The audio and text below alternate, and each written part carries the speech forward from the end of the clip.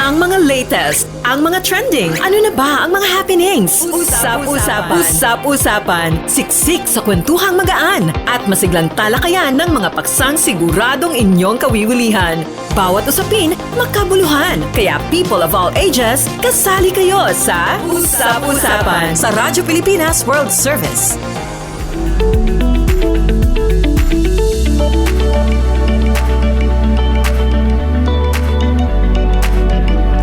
Okay, magandang araw po sa ating mga tagapakinig at tagapanood dito po sa Himpilang Radyo Pilipinas World Service.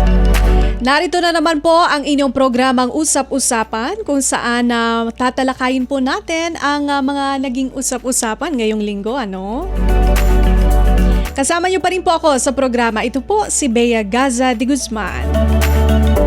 Live po tayo napapakinggan at napapanood sa Radyo Pilipinas World Service official Facebook page at YouTube channel. Available din po tayo sa online radio sa pamamagitan po ng ating audio streaming gamit ang inyong mga Evox PBS receiver app. Kung wala pa po kayo ng Evox, pwede nyo po itong i-download sa Google Play Store kung kayo po ay Android user at sa App Store naman po kung kayo po ay iPhone user. At syempre, mas pinalakas at mas pinalawak na rin po ang nararating ng ating Himpilang Radyo Pilipinas World Service sa pagbabalik po ng ating shortwave radio. Syempre, sa pakikipagtulungan po ito ng ating mother agency, ang Presidential Broadcast Service at ng United States Agency for Global Media o iyong mas kilala sa tawag na Voice of America. Sa pamamagitan po ng pasilidad ng VOA sa Tinang Tarlac ay napapakinggan tayo ng mga overseas Filipino worker at seafarers sa mga shortwave frequencies na sumusunod. Ang English program po tuwing 10 a.m. hanggang 11:30 a.m. mapapakinggan sa 12.020 MHz, 15.640 MHz at 17.665 MHz. Ang ating naman pong Filipino program tuwing 1:30 a.m. hanggang 4:30 a.m. Syempre madaling araw kasi baliktad ang time zone ng ating mga OFWs at seafarers kung minsan. Mapapakinggan sa 9.370 MHz, 9.925 MHz at 12.120 MHz. At para sa episode ngayong araw ng Usap-usapan, meron po tayong makakapanayam. Sa unang bahagi, pag-uusapan po natin ang milestone achievements ng Social Housing Finance Corporation dahil nitong nakaraang buwan po, nag-22 years na po sila. At sa ikalawang bahagi naman po dahil buwan ng sining o Arts Month ay itatampok naman natin kung ano po ang mga national treasures o likhang sining ang maaari nating makita dito po sa National Library of the Philippines.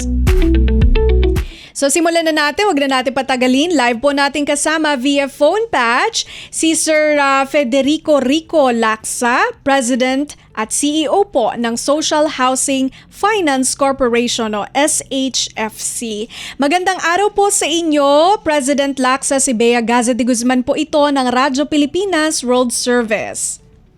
Magandang umaga naman, Bea. Magandang umaga at maraming salamat po sa pagpapaunlak sa amin. Sir, para po sa ating mga kababayan na hindi pa pamilyar sa Social Housing Finance Corporation, maaari niyo po bang ibahagi kung paano ito nabuo at ano po ang mandato ng ahensya? Oo, Bea. Ang Social Housing Finance Corporation ay masasabing siya yung isa sa pinakabatang ahensya na attached sa Department of Human Settlements and Urban Development. No? Sa pagtapitoy, kinalaga lang noong January 2004. Okay. Kaya nag-22 years kami just recently. At ayon dito sa Executive Order 272 na nilagdaan noong 2004, former President Gloria Macapagal Arroyo, ang SHFC ay magsisilbing pangunahing ahensya ng pamahalaan na mangunguna sa pagpapatupad ng mga programang pabahay, panlipunan na tutugon sa mga sektor na formal at informal, nakabili lang sa mababang antas ng kita. Mm-hmm. At ito rin ang mga ngasiwa sa pagbuo ng pagpapatupad ipatupad ng mga eskema ng mga programang pabahay panlipunan. Okay. Particularly, yung ang SAPSE noon doon sa kanyang pinaka flagship program, yung Community Mortgage Program na tinatawag natin. Ito'y isang housing scheme na kung saan naman natutulungan natin yung mga informal sectors natin na nakatira dyan sa mga lupa na hindi naman na tinitira nila at tinitirikan ng kanilang mga tahanan na hindi naman sa kanila. Mhm. At ang goal natin, yung objective natin ay maging sa kanila na eventually yung lupain na yan. Mm-mm.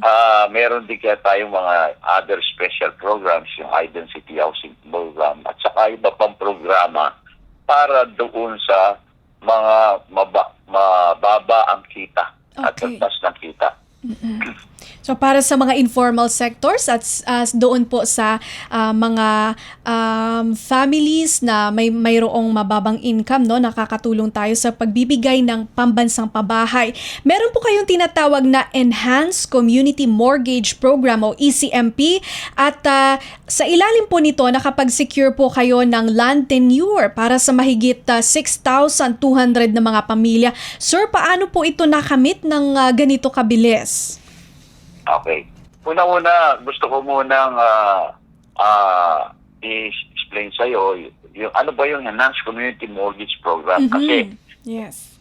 hango doon sa Community Mortgage Program natin, kaya natin tinawag itong Enhanced dahil pinagbuti natin ito. For the past how many years, actually yung CMP, 37 years na yan dahil ito ang naunang nag-implement nito ay yung National Mortgage Finance Corporation. Okay. Yung mother agency ng Social Housing Finance Corporation. Ngayon, yung CMP, for some reasons, for decades, hindi ito nababago Okay. at hindi ito nare-revisit. So, ang ginawa natin ngayon, sabi natin, matagal nang masyadong CMP, kailangan i-revisit natin.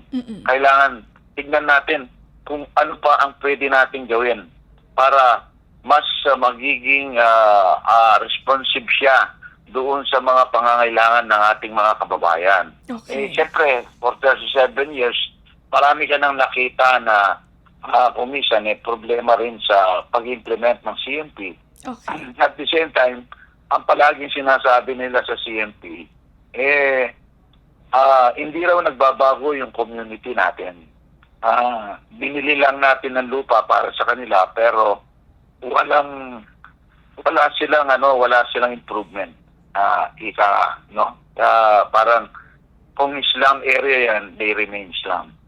So, ang ginawa natin doon sa Enhanced Community Mortgage Program, aside from the fact na streamline natin yung process para mas mabilis yung pagpoproseso at pag-evaluate ng ating mga applications, tinagdagan pa natin ito ng additional assistance katulad ng pag-aayos ng kanilang mga kalsada, mga kanal, mga katubig, at electrification ng kanilang community.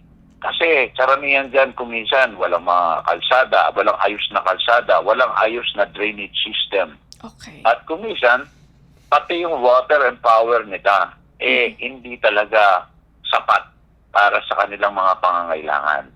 So, ang Enhanced Community Mortgage Program, ginawa yan na para matulungan sila doon sa mga iba nilang pangangailangan. Aside from yung pagbibili lang ng lupa na pinatitirikan ng kanilang mga tahanan. So, in-improve natin siya at nagkaroon tayo ng incremental development na tinatawag natin. At saka, ang gusto kasi natin talaga, maging transformative ang community. Ibig sabihin, magbabago siya over time. Okay. At magiging talagang maganda siyang komunidad para sa ating mga kababayan. Ngayon, yung dito sa ECMP, Kamo, Bea, talagang pinaspasan namin ang pag-approve ng 36 ECMP projects. Sa loob lamang ng halos 5 buwan, napaprubahan natin to. Ito na siguro pinakamabilis na pag-approve ng mga CNP applications. Kasi normally, nagtatagal pa yan ng isang taon. Hindi dahil sa mabagal talaga proseso natin dyan sa ahensya, dahil nahihirapan talaga rin sila dun sa pag-aayos ng kanilang mga dokumento. Okay. At kung minsan, may problema rin yung mga titulo. Alam mo naman, dito sa atin, kung minsan nakasanla yung titulo, kung minsan namatay na yung original na may-ari ng lupa. Kaya ang daming prosesong talagang lalakarin yung kanilang application. So, pero minadali natin, tinulungan na rin natin yung mga ating mga applicants na maayos lahat yung mga problema nila sa Land Registration Authority, Register of Deeds, BIR, at iba't iba pang ahensya ng ating pamahalaan. Ayun. So talagang hindi lamang yung pagbibili ng lupa, kundi gawin talagang community, especially po yung ating mga informal settlers na papaayos yung daan, canals, tapos bibigyan ng patubig at elektrisidad. No? So talagang isang maunlad na komunidad po yung ating nililikhaw, binubuo sa pamamagitan ng programang ito. Nakakatuwa. Mas pinabilis na rin ang application from yung usual na 1 year, ginawa nilang 5 months. So, congrats po, President Lacson. Napaka good news po nito, no? Meron pa tayo sa good news. Sabi po dito ay meron daw po kayong check awarding sa Iloilo nitong nakaraang Miyerkules. Pwede niyo po bang i-share sa ating mga tagapakinig at tagapanood dito, sir? Oh, that's right, Bea. And before this, nagkaroon kami ng series of check awarding din dyan sa Pasig City. Tatlo ang nabigyan natin dyan, yung Centennial Sunrise OWA, Mega Build 2 OWA, at saka Envilla Soledad. Okay. At very recently rin, doon sa Valenzuela naman, nandun kami ni Secretary Ping Aliling, kasama si Mayor Wes Gatchalian, para doon sa check awarding natin sa Wawang Pulo, Valenzuela. Ngayon, lumipad naman kami ng Iloilo noong nakarang araw. Doon naman nag-check awarding din tayo doon sa mga kababayan natin dyan sa Haro, Iloilo. Ito yung Mirasol Village sa OWA, na kung saan may 300 at 67 pamilya ang nakinabang doon sa tinanggap nilang Certificates of Lot Award at saka yung pagbibili ng kanilang lupa na para maging sa kanila na at magkaroon sila ng kasiguraduhan sa lupang kinatatayuan ng kanilang mga tahanan. So more than 300 family beneficiaries, no? Sir, ito po, may collaboration po ba ang SHFC sa ibang mga sangay ng pamahalaan, maging po sa pribadong sektor o yung NGOs natin? Alam mo, Bea, ang sabi namin, mapapaganda natin ang komunidad kung nagtutulong-tulungan yung mga ibang ahensya. Diba? Hindi naman pwedeng solo lang ng Social Housing Finance Corporation ang pangangailangan ng ating mga kababayan. So, ang ginawa natin, nagpo-collaborate tayo sa mga ibang ahensya para mapadali yung kanilang mga proseso at hindi lamang yan para matulungan natin din yung komunidad na mapababa yung mga gastos nila. Recently, nagkaroon kami ng signing dito sa Land Registration Authority. Nagkaroon kami ng memorandum of agreement na kung saan mapapabilis, magkakaroon ng special lane para doon sa mga beneficiaries ng Social Housing Finance Corporation na maayos yung kanilang mga papeles, katulad ng land titling at saka pagbibigay ng titulo at lupa sa ating mga beneficiaries. Nagkaroon din kami ng Memorandum of Understanding sa MWSS Regulatory Office para naman sa discounted water bill sa ilalim ng Enhanced Lifeline Program ng ahensya nila. Okay. Alam mo, kayo dito sa Maynila, karating po kamukha na covered ng Maynilad at saka Manila Water.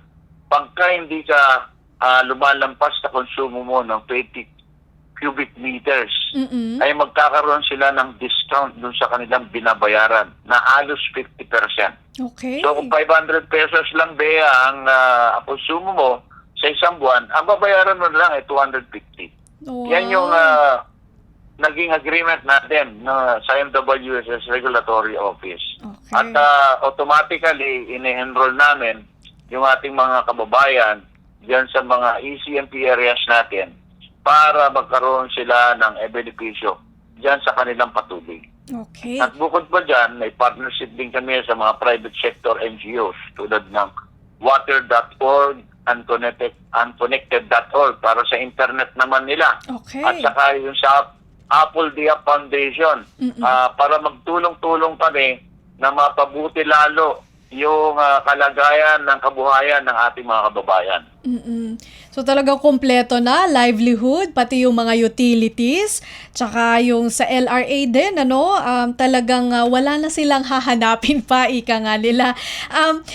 President Lacsa, ito naman po, noong nakaraang linggo, at saka I think nabanggit nito kanina, yung pagbisita po sa Valenzuela and also the density housing sa Caloocan. Ano po ang direktiba sa inyo dito ni Secretary Aliling?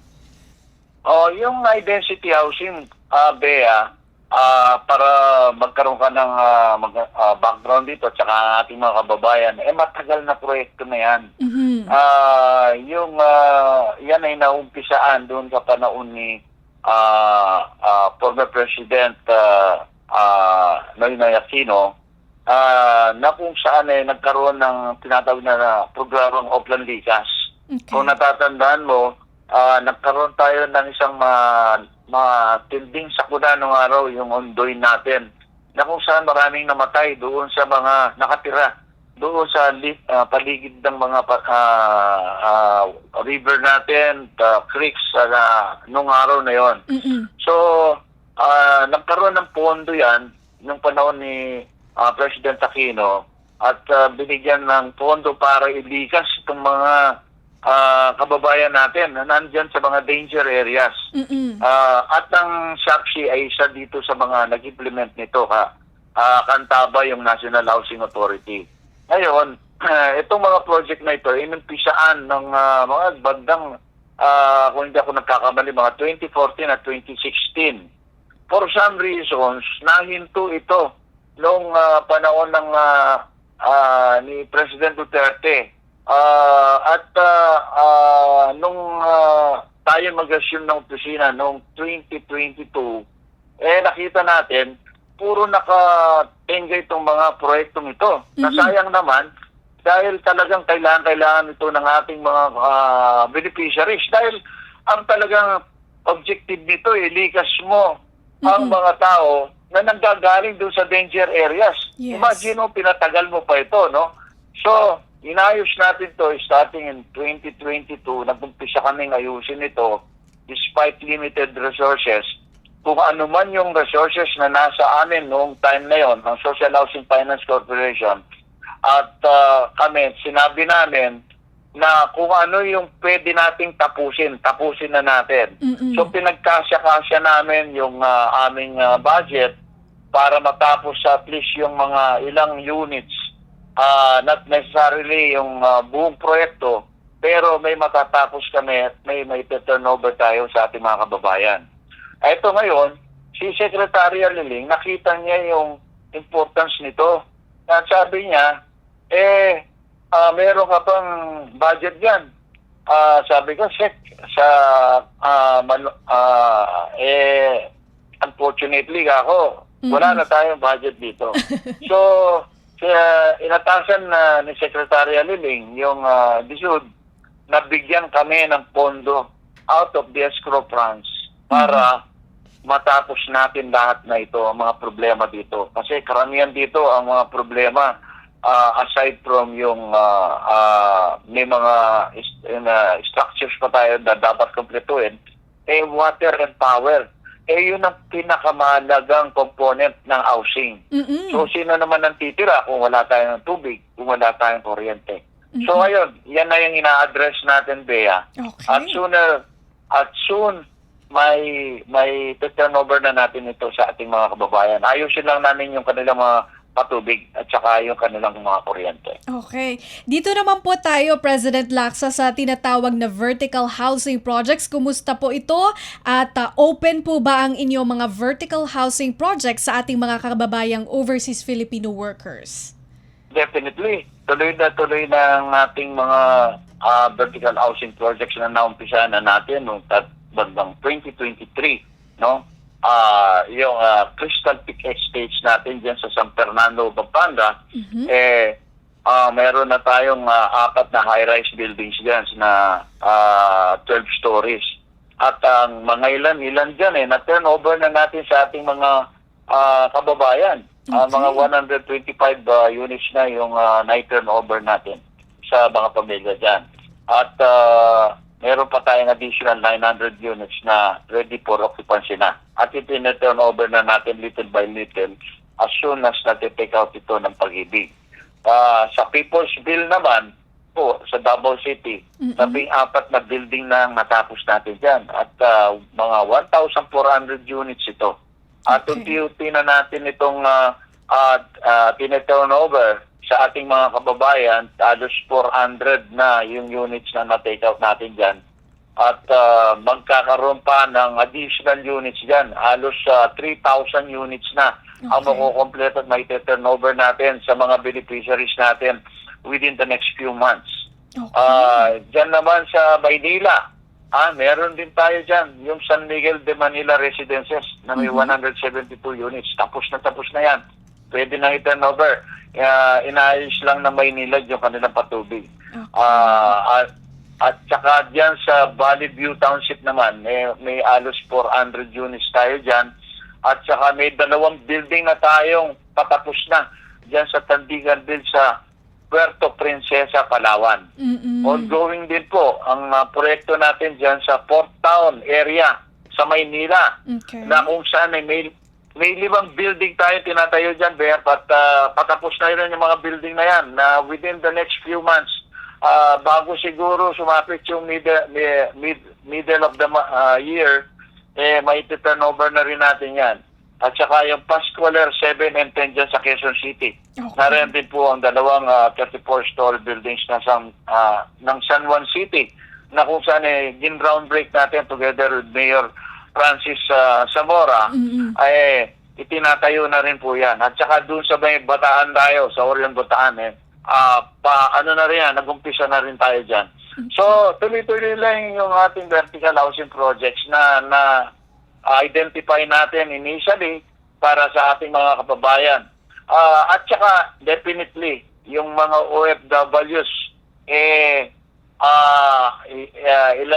kasama yan doon sa mga beneficiaries natin. In fact, sa Crystal Peak, Bea, meron tayong OFWs na nakalipat na sa kanilang sariling unit. Nice. At saka sa People's Bill, meron na rin nakalipat na OFW dyan. So, maraming po salamat sa mga OFW natin. Huwag po kayong mainip. Meron po mga housing na programa ang mga nating Pangulong Ferdinand Marcos Jr. para sa inyo. At yan po yung ating mga vertical housing projects.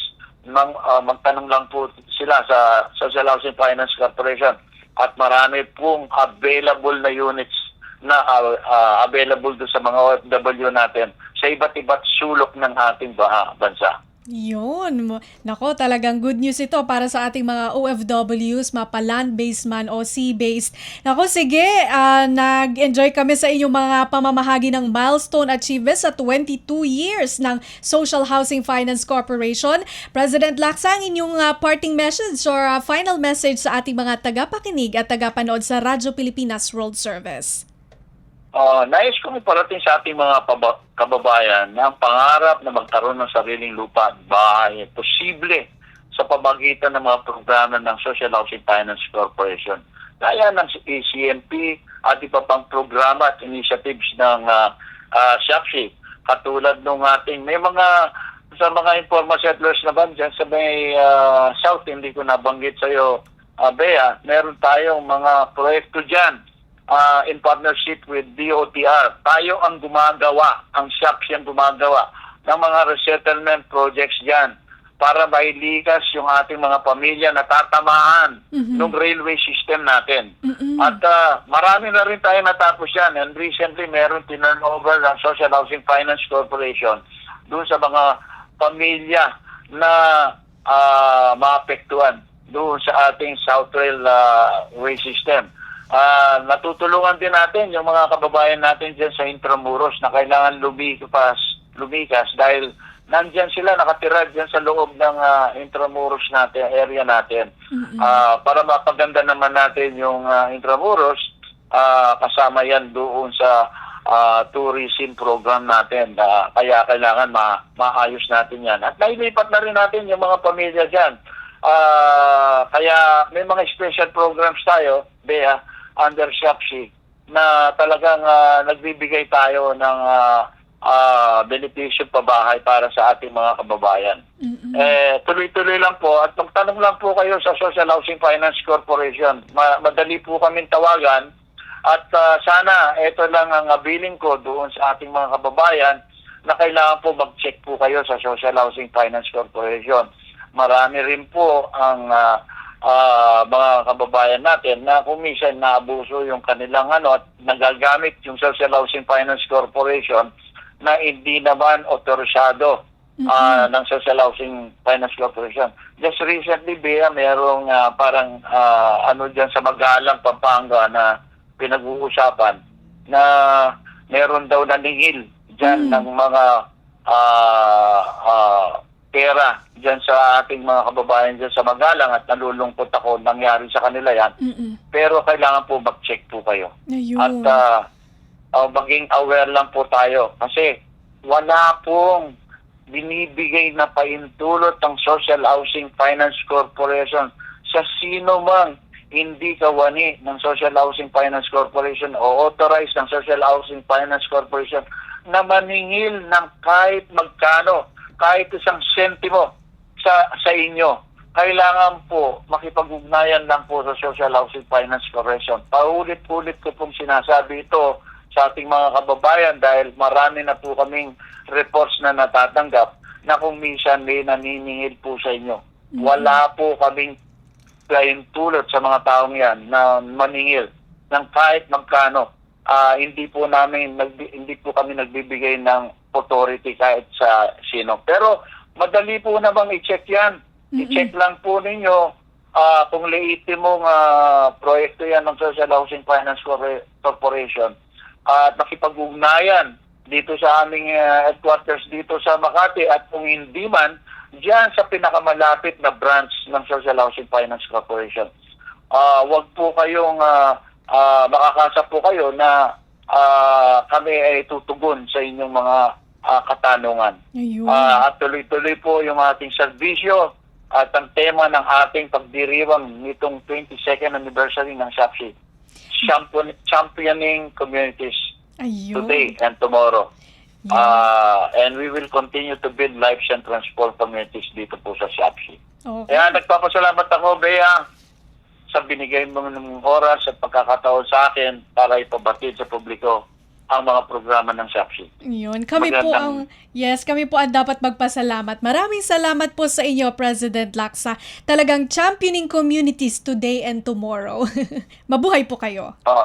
Maganda na po, Andrea. Salamat. Magandang araw. Salamat po. Yan po, si President at CEO Federico Rico Lacsa ng Social Housing Finance Corporation o SHFC. Umaga nga pala. Magandang umaga. Magandang umaga. Salamat. Salamat po.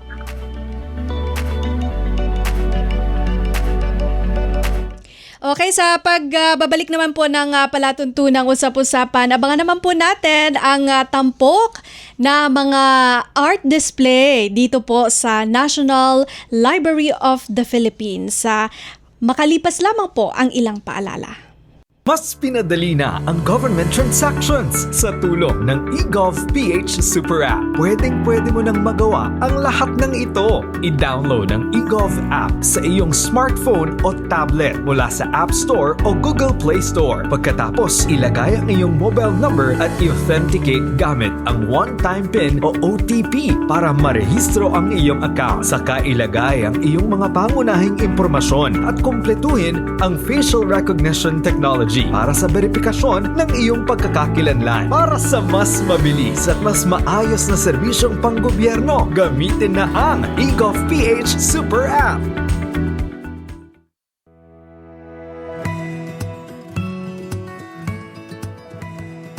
Sa isang bagong Pilipinas, hindi dapat makambang pamilyang Pilipino sa mga bayarin sa ospital. Kaya naman sa Zero Billing Policy, libre ang inyong paggamot sa lahat ng mga Department of Health hospitals.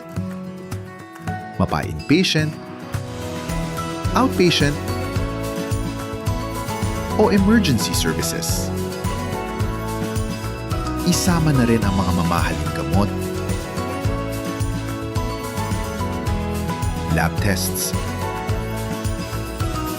therapy, at marami pang iba. Libre ang inyong paggamot. Ang pangangalaga sa kalusugan ng mamamayan ay ang ating pangunahing tungkulin dahil ang serbisyong medikal ay karapatan at hindi dagdag pasanin. Paano nga ba mag-register para magkaroon ng schedule sa Bagong Pilipinas Presidential Action Center? Narito ang mga dapat gawin. Gamit ang iyong mobile device, pumunta sa eGovPH app. Pwede itong i-download mula sa Apple App Store o sa Google Play Store. Gumawa ng account. Ilagay ang email address, valid mobile number, pagkatapos ay makakatanggap ka ng one-time code sa iyong email. Gamitin ang code sa eGov app para sa verification ng iyong account at ng mga impormasyong ibinigay. Congratulations! Meron ka ng eGovPH app account. Pwede mo na ma-access ang iba't ibang serbisyo ng gobyerno kabilang ang mga serbisyo sa Bagong Pilipinas Presidential Action Center. Anong latest? Usap-usapan. Dito sa Radyo Pilipinas World Service. Okay, nagbabalik po ang ating programang Usap-Usapan. Ako pa rin po ang inyong kasama, Bea Gaza de Guzman. Siyempre, napapakinggan at napapanood po tayo live sa ating Facebook live streaming sa pamamagitan po ng ating official Facebook page, Radyo Pilipinas World Service, at maging sa YouTube channel. Napapakinggan din tayo sa online radio o audio streaming gamit ang inyong mga Evox PBS receiver app. Kung wala pa po kayo nito, pwede po itong i-download sa Google Play Store kung kayo po ay Android user at sa App Store naman po kung kayo po ay iPhone user. At mas pinalawak at mas pinalakas na rin po ang nararating muli ng ating Radyo Pilipinas World Service sa pamamagitan po ng shortwave radio sa pakikipagtulungan ng Presidential Broadcast Service sa United States Agency for Global Media o USAGM. Ang ating po mga programa sa English service tuwing 10 a.m. hanggang 11:30 a.m. mapapakinggan sa 12.020 MHz, 15.640 MHz at 17.665 MHz. Ang Filipino service naman po tuwing 1:30 a.m. hanggang 4:30 a.m. mapapakinggan sa 9.370 MHz, 9.925 MHz at 12.120 MHz. Okay, at shoutout muna tayo sa ating mga nakamonitor ngayon sa Facebook live streaming kay Sean Kyle Flores watching from Sapang Bato, Angeles City, Pampanga. Maraming salamat po sa patuloy niyong suporta, Sir Sean Kyle Flores. Okay, dito na tayo sa exciting part, no? Ang ating pong tampok ngayong Arts Month o buwan ng sining, no? Kasama po natin live via Zoom ang Assistant Director 4 ng National Library of the Philippines o NLP, si Sir Edgardo Quiros. Magandang araw po sa inyo, Sir. Si Bea Gaza de Guzman po ito ng Radyo Pilipinas World Service. Magandang umaga, Bea, at sa ating mga tagapakinig at tagapanood na rin. Yes, maraming Nagagalak kami salamat. makasama sa programa ngayong umaga. Opo, kami po ang magpasalamat sa inyo pong oras. Nako, Assistant Director Quiros, eto po, excited po kami malaman. Pero bago muna po ang ating mga featured na art displays dyan po sa NLP, maaari nyo po bang ipakilala muna ang National Library of the Philippines o NLP para sa mga tagapakinig at tagapanood na hindi pa po pamilyar dito? Oo, Bea. Ang National Library of the Philippines o ang Pambansang Aklatan ng Pilipinas ay ang pambansang repositoryo ng mga published materials. Hatian na kasi ang ating mga ahensya ng gobyerno, ang National Archives naman para sa mga records, ang National Museum naman para sa ibang mga artworks, movable objects, pag-building po, structures. Yan naman yung ating National Historical Commission. May mga pagka naman po performing arts, nandyan po ang ating Cultural Center. Sa film, may iba din pong ahensya. So napaka po ng pambansang aklatan natin, nakatutok na lang sa published materials. Okay. Bagkus sa ang ating tinitingnan ngayon ay ano yung hawak. May halo pa din kasi ang ating pambansang aklatan ay isang napakatandang organisasyon na. Nagmula pa ito sa panahon ng Kastila at tumuloy-tuloy ito hanggang sa panahon ng Amerikano at hanggang ngayon.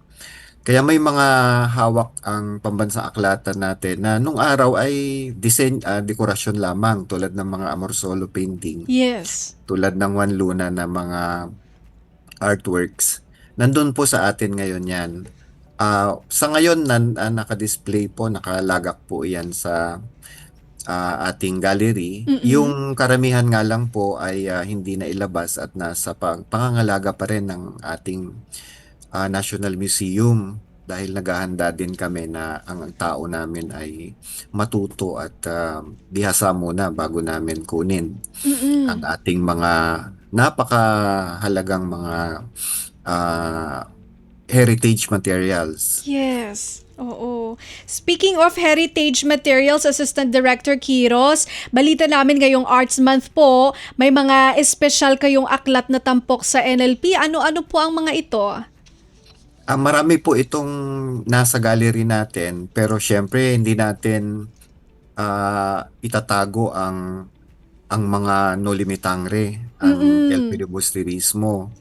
Yung kasamang tula, yung huling paalam na ating Okay. pambansang kasama din po yung bagong dating pero luma din itong mapa ng Pilipinas na ginawa ni Father Murillo Velarde.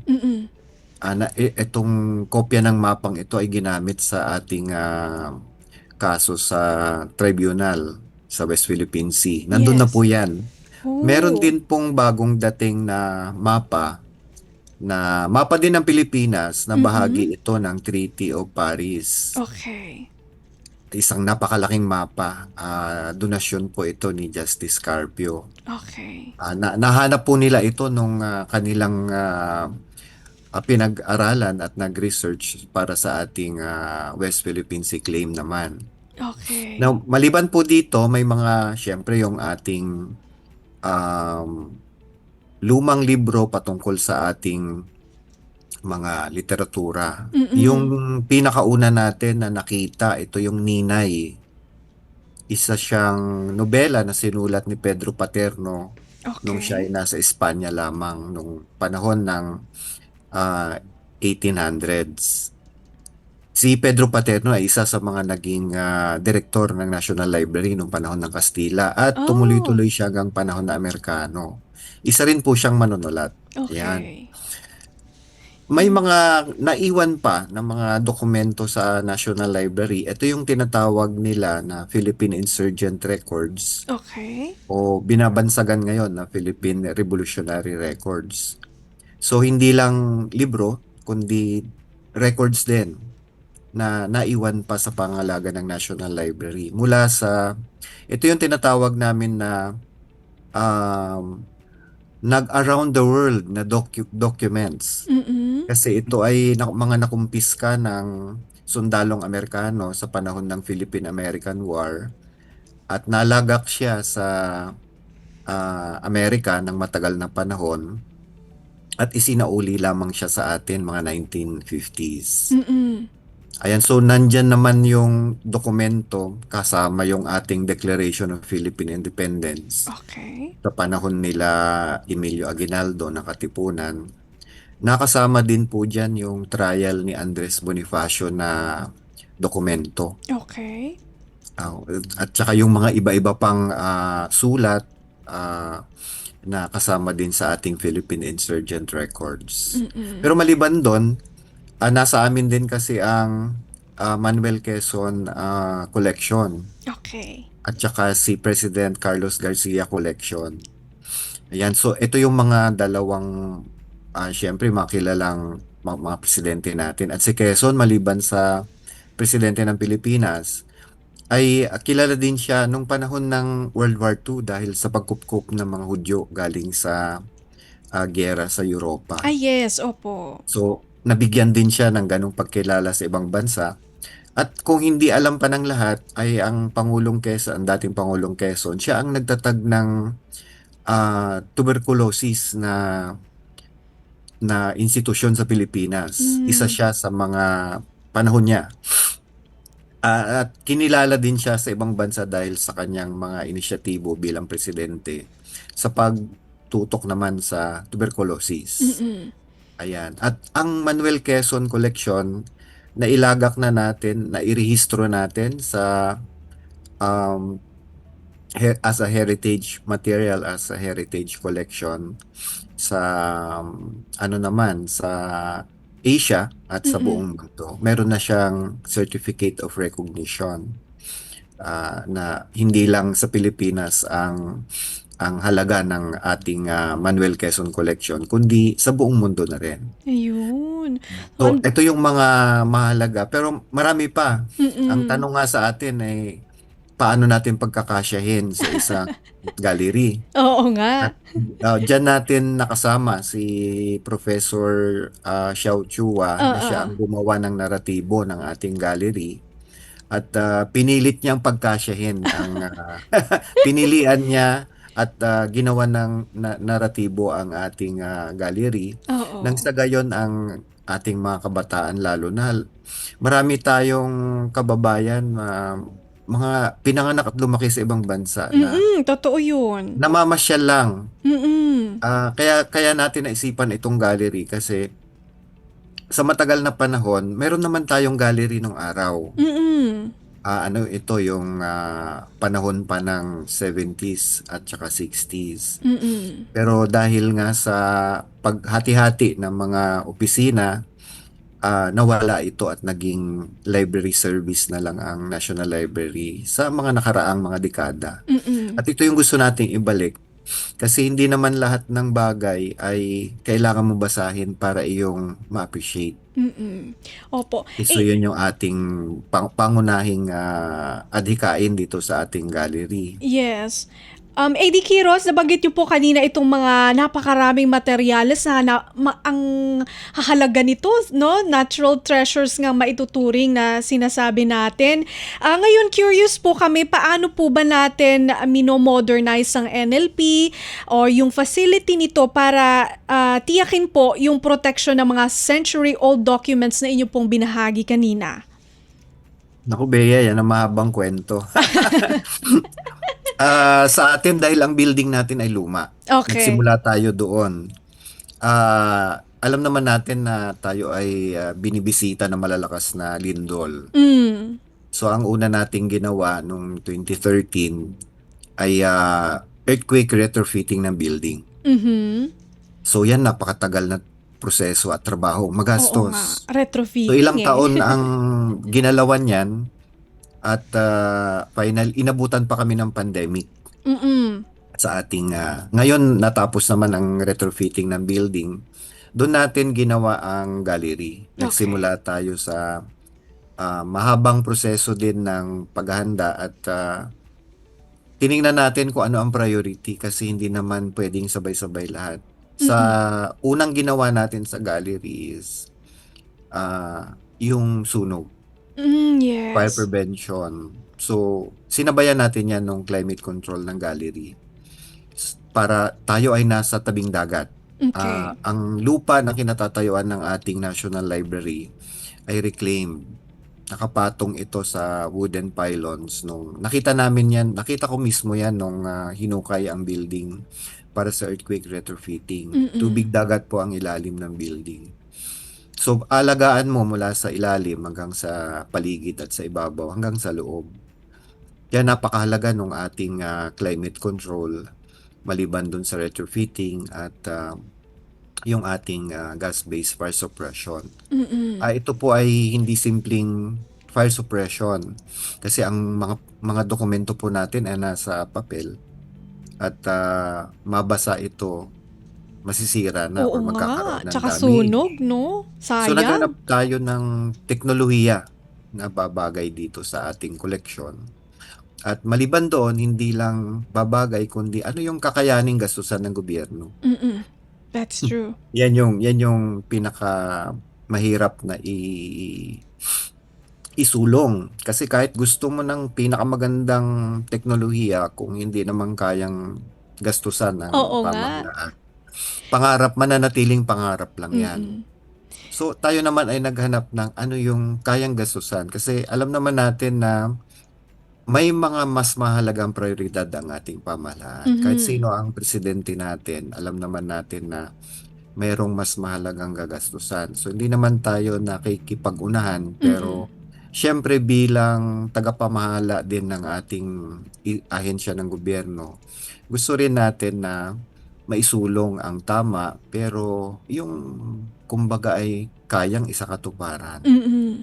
So hindi pa yan yung pinaka-high-tech sa buong mundo. Pero yan ang kayang gastusan at kayang tugunan yung ating pangailangan. Okay. Nakalatag na po yan. Pero bahagi po ng ating paghahanap ng paraan ng pangalaga ay ang ating mga empleyado. Okay. Kasi hindi lang tao, ay hindi lang Yung teknolohiya. facility. Kailangan ang taong kasama natin sa opisina ay marunong at kaya, may lakas ng loob at may tiyaga. At iyan ang isang napakahirap din sa gobyerno kasi pagdating sa ganitong mga klase ng tao, di hamak na mas malaki ang pasweldo ng ibang pribadong ahensya. Talo tayo sa gobyerno pagka pinag-usapan na ang sweldo. Kaya yun yung challenge sa Oo. atin na paano mo ipagpapatuloy yung continuity ng ating sinisimulan at nasimulan na kung ang tao ay aalis. So, maliban sa teknolohiya, maliban sa ginagawa natin na pagbili ng teknolohiya, yung sinusulong natin ay yung empleyadong mananatili, marunong, at may pagmamalasakit sa ating ahensya. And napakaganda naman ng ating mga bagong, yung sinasabi nila, yung mga bagong generation na workforce natin. Makikita mo ang pagka-Pilipino pa rin nila kahit papaano. Marami kaming masisipag at matitiyagang empleyado kahit na hindi naman kagandahan ng pasweldo ng gobyerno sa mga katulad nilang sa mga posisyon na hawak nila. So yan, malaking pasasalamat natin na mayroon tayong mga ganitong klaseng empleyado, yung tunay na may malasakit, hindi lang sweldo at benepisyo ang tinatamasa ng ahensya, paang ng mga tao sa ating ahensya, kundi yung balik serbisyo na bibigay naman. So dyan medyo natutuwa kami at meron tayong ganito. Okay. Maliban doon, pa isa-isa naming sinusundan tulad nung nakaraan taon, nakumpleto namin ang climate control, hindi lang sa gallery kundi dito sa ating stocks. Diyan sa ating building, kung hindi nyo napapansin, 8 floor ang storage. Yan yung hindi nakikita ng publiko. Okay. Puno po yan at di naman punong-puno pero malapit ng mapuno at yan ang isa nating susunod na po problemahin. Okay. At ano din tayo ngayon dahil mahigit marami na tayong koleksyon na daang taon na ang edad. Kumbaga sa nasa alanganing panahon na siya. Papel po 'yan at iba-iba ng pinanggalingan. Tayo ngayon ay nagsisimula na sa scientific na pangangalaga. So meron tayong deacidification, Okay. meron tayong um, encapsulation, and then yung sisimulan natin kung sana matapos na, pero naka-budget na this year yung gagamitan na natin ng spectrometer para malaman natin ano ba talaga yung klase ng papel, ano ba talaga yung klase ng ink. Okay. At So, yung titingnan natin na isa kasi may panahon na ang ginagamit na chemical sa ating mga libro ay meron ding nagamit na heavy metal poison. okay. So ano din yan, health risk hindi lang sa ating Yes. empleyado, kundi dun sa ating mga gumagamit. Concern. It's a Oo, health concern concern. yan. Maliban dun sa mga bacteria at fungus Mhm. na syempre ay nandyan sa mga lumang libro. Nagagawa na natin ang disinfection at paglilinis, pero maliit pa kasi syempre kung ano lang kaya ng dami na empleyado ng ating ahensya. So hopefully ito may tuloy-tuloy natin para maipagpatuloy natin ang serbisyo. Okay, so ang dami pala mga plans, no? Nakafocus tayo hindi lamang sa facility, pero trainings, tsaka pagpapaunlad, no? Capacity building ng ating mga empleyado dyan sa NLP. Natutuwa tayo na hindi lang tayo dun sa infrastructure, no? At least doon sa mga taong bumubuhay talaga ng mismong organisasyon. Nakafocus po. Balik po tayo dito sa mga displays po ninyo, tsaka yung mga activities for the Arts Month. AD Kiros, nakita ko kasi na meron daw po kayong libreng guided tour. Meron din pong virtual guided tour. Kayo na rin po mismo nagbanggit kanina na meron pong mga national treasures tayong pinopromote sa ating po mga nasa abroad, mga kababayang Pilipino sa abroad na minsan umuuwi para mamasyal, para tignan. Mabanggit ko na rin po, meron tayong mga second and third generation po, mga anak ng OFWs sa gusto pong ma-expose sa kanilang roots dito sa Pilipinas. So, ito po bang inyong mga libreng tour tsaka virtual guided tours? Ma-avail din po ba ito ng ating mga migrant Filipinos at kanilang mga anak? Bea, yung ating virtual guided tour, makikita po yan sa website ng National Library, yung link. Okay. Yan po ay nasa www.web.nlp.gov.ph. Nandun po yung link. Click lang po natin, 24/7 po yan para sa Okay. ating mga kababayan kung nasaan man sila. Internet na lang po ang kailangan at saka tablet or laptop. Pwede Yun. na po. Sa mga uuwi naman dito sa ating pasilidad, bukas po iyan ating gallery, Lunes hanggang Biyernes, 8 to 5 po. Okay. Wala pong kailangan na reservation, wala pong bayad. Kaya lang kung gusto nyo pong sumabay doon sa guided tour na si Professor Xiao ang magtutour, ibubook nyo po. Oh, okay. Hindi po siya araw-araw na nandyan. Oo nga, kasi professor po siya eh. Oo. Opo. So, ibubook nyo po yung mga ganong guided tour para siya po mismo ang inyong hindi lang po tour guide, kundi siya po ang historian on the move. Siya po yung Yes. ating That's true. Okay. So yun, ako, kung kayo po ay nandito sa Pilipinas at saka maging yung pong ating mga tagapakinig at tagapanood dito po sa Radyo Pilipinas World Service, gusto nyo pong bumisita sa NLP at tignan po itong mga nababanggit sa atin ni Assistant Director Kiros na mga national treasures dyan po sa Pambansang Aklatan. Yan, pwede nyo pong puntahan. So nakikita natin kung paano po talagang sinusulong natin yung ating nationalism dito dito po sa mga materyales na ito. Nako, AD Quiros, marami pa sana akong gustong itanong sa inyo, pero baka sa mga susunod na pagkakataon na pag-iimbita sa inyo, mapag-usapan natin yan. Pero hingiin ko na lang po ang inyong final message o parting message sa ating pong mga tagapakinig at tagapanood dito po sa Radyo Pilipinas World Service. Oo, Bea. Sa ating mga kababayan na nakikinig dyan at kung sino man ang interesado na nakikinig din, pasyalan nyo po ang ating gallery at makikita nyo kung ano man ang nagkasya doon sa ating gallery tungkol sa ating mga national treasures sa ating pambansang aklatan.